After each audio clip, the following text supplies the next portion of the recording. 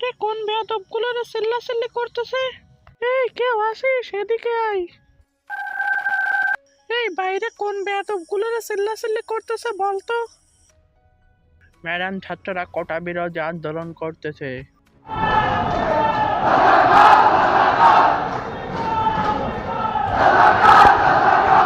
এবার তুই দেখবি এই বেয়াদবগুলোকে আমি কি করি। আমার রাইফেলটা দে তো। এই, এখন কে কোথায় গেলি? সাহস থাকলে আমার সামনে এসে দাঁড়াতো দেখি। বাহ, তোর তো অনেক সাহস দেখতেছি।